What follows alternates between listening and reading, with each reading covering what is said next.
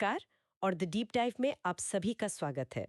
General provident fund यानी GPF केंद्रीय सेवा नियम 1960 पर हमारी जो श्रृंखला चल रही है उसमें हम अब तक नियम 3 तक की बारीकियों को समझ चुके हैं। जी हाँ। और आज हम उसी सफर को आगे बढ़ाएंगे। आज हमारी चर्चा का केंद्र होगा नियम 4, जो पात्रता के शर्तों यानी कंडीशंस ऑफ एलिजिबिलिटी से जुड़ा है। बिल्कुल, ये एक बहुत ही महत्वपूर्ण नियम है क्योंकि यही तो तय करता है कि इस फंड का दरवाजा आखिर किसके लिए खुला है। एक तरह से ये जीपीएफ की दुनिया का एंट्री गेट है। आपने बिल्कुल सही कहा। ये नियम बताता है कि कौन शामिल हो सकता है, किसके लिए जरूरी है और कौन इसके दायरे से बाहर है। तो चलिए शुरू करते हैं। जरूर।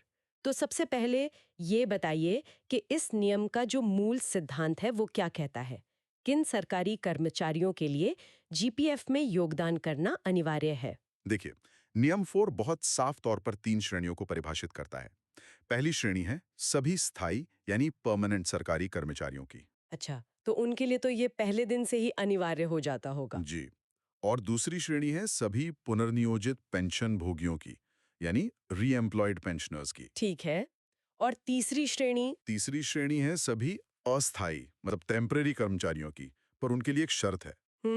और वो शर्त क्या है। शर्त यह है कि उन्होंने कम से कम 1 वर्ष की निरंतर सेवा मतलब कंटिन्यूअस सर्विस पूरी कर ली हो। अच्छा, तो ये एक बहुत ही जरूरी अंतर है। मतलब एक स्थायी कर्मचारी के लिए तो ये शुरू से ही लागू है, बिल्कुल। लेकिन एक अस्थायी कर्मचारी को 1 साल इंतजार करना पड़ता है। बिल्कुल, ये उनकी सेवा की प्रकृति को ध्यान में रखकर बनाया गया नियम है। समझ गई। तो ये तो हो गया मुख्य नियम। जी। लेकिन जैसे हम जानते हैं सरकारी नियमों में हमेशा कुछ किंतु परंतु होते हैं, जी जिन्हें परंतु क्या प्रोवाइजोस कहते हैं। हाँ, ये नियम के अपवाद होते हैं और नियम 4 में भी कुछ बहुत महत्वपूर्ण परंतुक हैं। तो चलिए पहले परंतुक से शुरू करते हैं। जी। ये किसे इस नियम के दायरे से बाहर रखता है। तो जो पहला परंतुक है वो दोहरी सदस्यता को रोकता है। ये उन कर्मचारियों पर लागू होता है जो अंशदायी भविष्य निधि मतलब कॉन्ट्रीब्यूटरी प्रोविडेंट फंड या सीपीएफ के सदस्य हैं। अच्छा, सीपीएफ। तो ये नियम क्या कहता है उनके बारे में। ये साफ कहता है कि अगर कोई कर्मचारी सीपीएफ में योगदान कर रहा है या करने का हकदार है तो वो जीपीएफ में शामिल नहीं हो सकता। मतलब एक समय में एक ही निधि में रह सकते हैं। ये तो बिल्कुल तर्कसंगत लगता है। एक ही व्यक्ति को 2 अलग-अलग सरकारी भविष्य निधि योजनाओं का लाभ नहीं मिलना चाहिए। सही कहा, ये भ्रम को भी दूर करता है। ठीक है, ये तो स्पष्ट है। अब दूसरे परंतुक पर आते हैं। ये सुनने में थोड़ा ज्यादा तकनीकी लगता है और कुछ खास अस्थायी कर्मचारियों से जुड़ा है। हाँ, ये थोड़ा ज्यादा विशिष्ट है।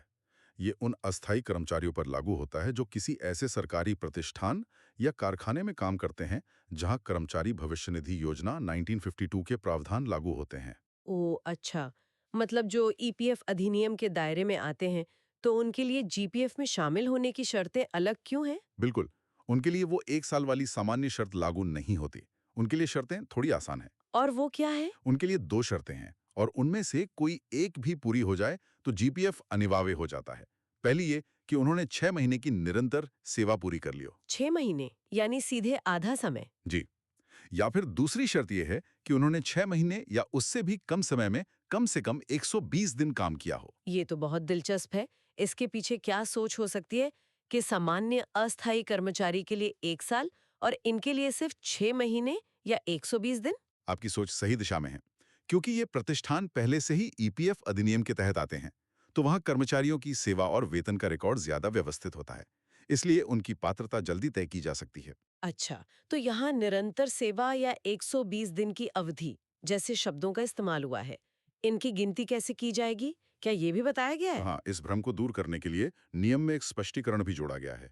वो साफ कहता है कि निरंतर सेवा और 120 दिनों की गणना का तरीका वही होगा जो कर्मचारी भविष्य निधि योजना 1952 में बताया गया है। मतलब परिभाषा के लिए हमें उस पुराने कानून को देखना होगा। जी, ताकि पूरे देश में एकरूपता बनी रहे। ठीक है, तो ये 2 अपवाद तो समझ आ गए।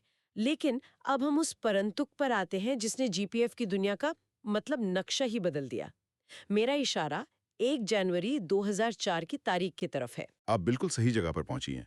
ये नियम 4 का सबसे क्रांतिकारी परंतुक है, जिसे दिसंबर 2003 की एक अधिसूचना के जरिए जोड़ा गया था। और ये कहता क्या है? ये बहुत साफ तौर पर कहता है कि जीपीएफ के नियम उन सरकारी कर्मचारियों पर लागू नहीं होंगे जिनकी नियुक्ति 1 जनवरी 2004 या उसके बाद हुई है। ये तो सिर्फ एक बदलाव नहीं है, ये तो सरकारी कर्मचारियों के लिए सामाजिक सुरक्षा की पूरी व्यवस्था में एक बुनियादी बदलाव है। इस एक तारीख ने एक ही दफ्तर में काम करने वालों को दो अलग-अलग वर्गों में बांट दिया। बिल्कुल। इस तारीख के बाद नियुक्त कर्मचारियों के लिए नई पेंशन प्रणाली, जिसे हम एनपीएस कहते हैं, लागू हो गई। जीपीएफ एक डिफाइंड बेनिफिट योजना है, जबकि एनपीएस एक डिफाइंड कंट्रीब्यूशन योजना है, जो बाजार से जुड़ी है।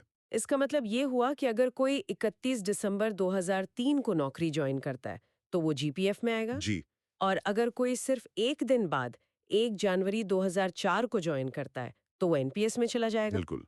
सिर्फ एक दिन के फर्क से उनके रिटायरमेंट की पूरी प्लानिंग बदल जाएगी। जमीन आसमान का फर्क आ जाएगा। एक को गारंटीड रिटर्न मिलेगा और दूसरे का रिटर्न बाजार के जोखिम पर निर्भर करेगा। ये एक नियम के दूरगामी प्रभाव का बेहतरीन उदाहरण है। वाकई। चलिए, ये तो हुई परंतुकों की बात। अब नियम में कुछ नोट्स भी दिए गए हैं जो रोजमर्रा की उलझनों को सुलझाते हैं। नोट 1 प्रशिक्षुओं और परिवीक्षाधीनों के बारे में है। हाँ, ये नोट्स बहुत व्यवहारिक हैं। नोट एक ये साफ करता है कि इस नियम के प्रयोजनों के लिए प्रशिक्षुओं यानी अप्रेंटिसेस और परिवीक्षाधीनों यानी प्रोबेशनर्स को अस्थायी सरकारी कर्मचारी ही माना जाएगा। तो इसका मतलब ये हुआ कि उन पर भी अस्थायी कर्मचारियों वाला ही 1 साल की सेवा वाला नियम लागू होगा। जी हाँ, बिल्कुल।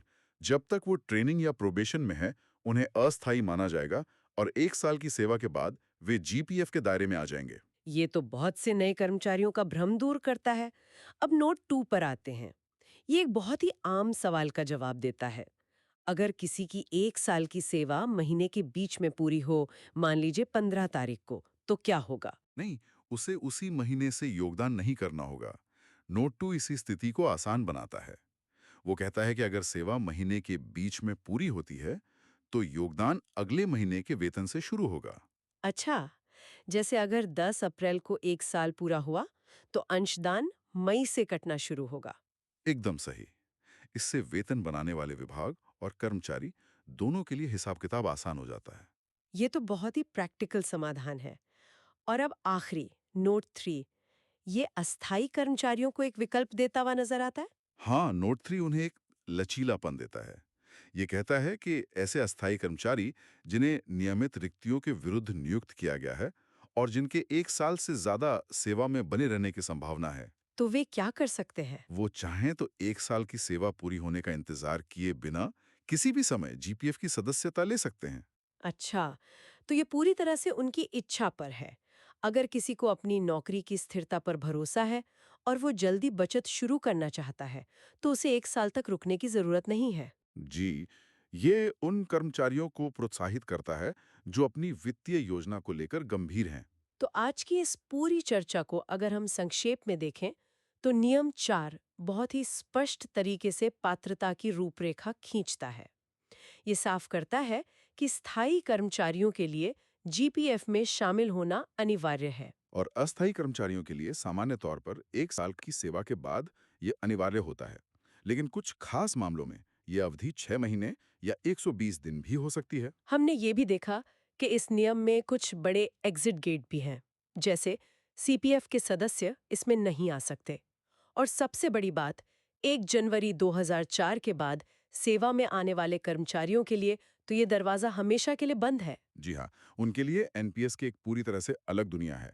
और साथ ही हमने ये भी समझा कि नियमों में कुछ लचीलापन भी है, जो अस्थायी कर्मचारियों को अपनी इच्छा से जल्दी शामिल होने का मौका देता है। बिल्कुल। तो ये थी नियम 4 की एक विस्तृत पड़ताल। और अगर आपको हमारी ये विस्तृत चर्चा जानकारीपूर्ण लगी, तो कृपया इसे लाइक और शेयर करें। इस तरह की और गहन जानकारी प्राप्त करने के लिए चैनल को सब्सक्राइब करना ना भूलें। आज हमारे साथ जुड़ने और अपना बहुमूल्य समय देने के लिए आप सभी का बहुत बहुत धन्यवाद।